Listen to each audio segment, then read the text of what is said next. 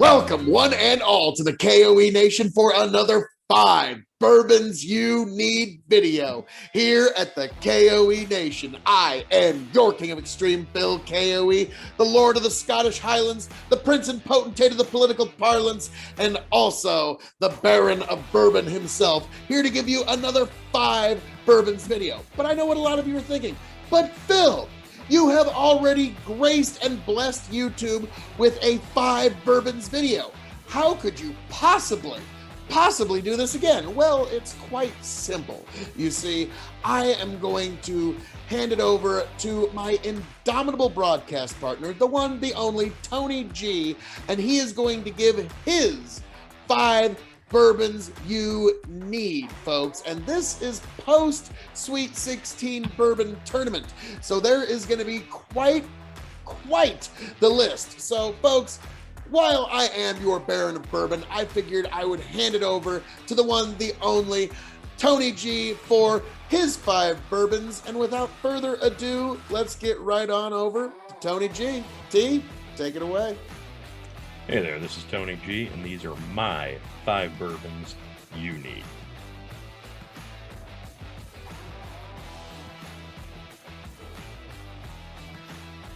First up, you gotta have your cheap mixer. For me, this is a no-brainer. This is affordable at about $20 a bottle. And honest to goodness, Jim Beam Black tastes amazing neat. You can put this on the rocks, you can drink it straight. But most importantly, you're not going to offend anybody by pouring this in a glass and mixing it with your favorite soda. Does not matter. You can put pop in there, you can put ginger ale, you can put orange juice. Granted, it doesn't matter. This is going to go good with anything. This is a versatile, affordable, cheap bourbon. It's an honest brand, and frankly, it goes good with anything. You can cook with this stuff. This is a great example of a good mixer. Sure, you could go with a regular white label Jim Beam, but let's be frank. This blows it out of the park 100 times out of 100. This just tastes better, it is better, and next time you're in the store thinking, hey, I'm going to grab a bottle of Jim Beam White Label, do yourself a favor. Pick the Black Label instead. This is the cheap mixer that you need. You're never going to get a bad pour out of it, and it's just going to be happy to drink. Next up, you need a daily drinker, something that you can rely on no matter what the occasion. That's what I've got in my glass right now. Wild Turkey 101. This is a severely underrated bourbon. This came into fruition around the time that college kids wanted something cheap to drink in terms of whiskey. And for better or worse, Wild Turkey kind of became just that bourbon. But it's not just a cheap, get you drunk bourbon. This is a high-class bourbon disguised in a very affordable bottle.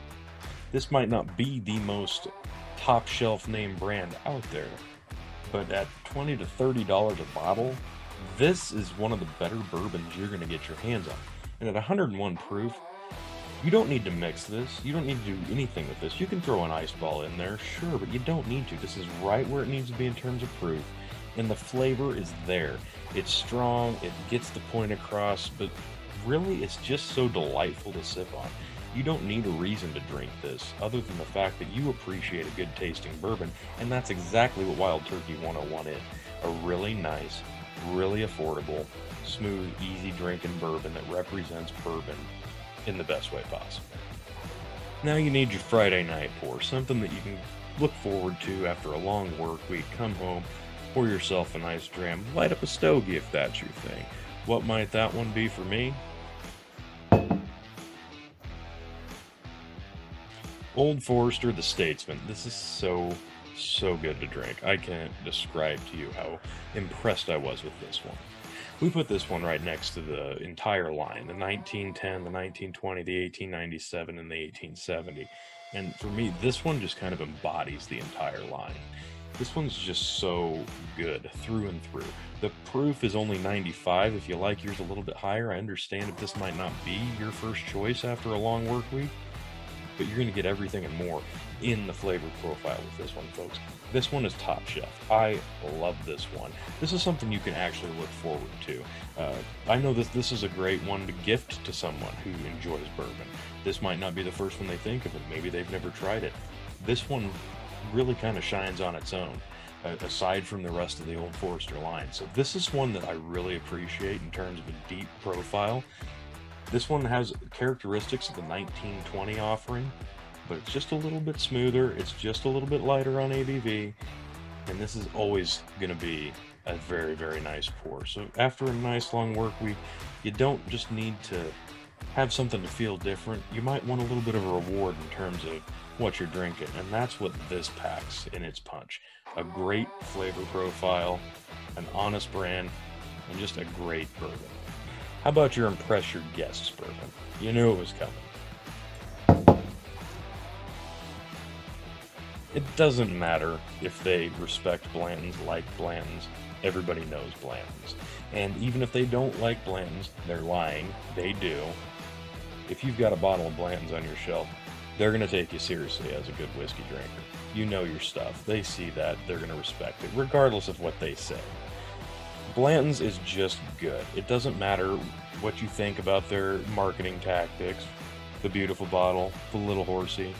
Doesn't matter what you think about the price point or the secondary market.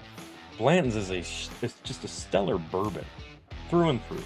This is great stuff. This isn't something that you want to burn through an entire bottle one weekend on. This is something you kind of save back once in a while.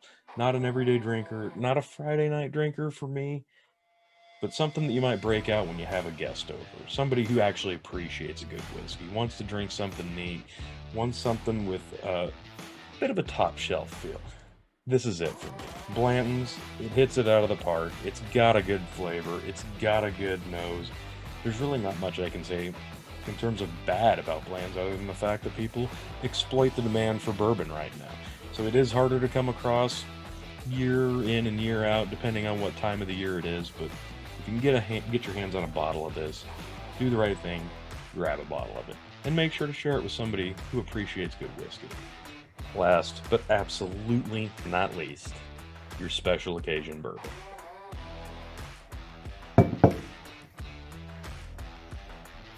There is literally not enough time for me to explain to you how much I love Woodford Reserve Double Oak. Specifically this guy right here, Wine, Beer, and Spirits store pick from Lincoln, Nebraska. This thing is just delectable. This is like a bourbon dessert to me. There's nothing that compares to this. In fact, this won our bourbon tournament. Hands down. It wasn't even close. Once this thing entered the ring, everybody else may have well just jumped out over the top rope and eliminated themselves because the Battle Royal was no longer a Battle Royal. It was a one-trick show. And this trick right here, there's no magic. This is just great bourbon. The flavor profile is transcendent. There's peanut brittle notes, there's chocolate notes, there's a woodsy oakness, obviously, the double oak says it right there. Unfortunately, this was a very limited run, and this is probably one of the last bottles around. So you can tell I'm not really going to drink this down very quickly. So I'm not going to share this either. That's not something that I want to do because, I'm going to be a little bit selfish with this one. If the time is right, I have reason to celebrate. Some big milestone has come along my way, and I need a reason to pour myself a dram of that. I'm going to do it. But I'm going to do it for me, because I love this bourbon so much. I can't wait to see what their next store pick is like. And if you can only get your hands on a bottle of Double Oak Woodford Reserve, there's nothing wrong with that either, but there's just a little something extra special in this one, and that's why this is the perfect special occasion bourbon. And with that, I thank you. And there you have it, folks. 5 amazing bourbons that I really can't argue with too many of those picks. 3 of those picks, right on.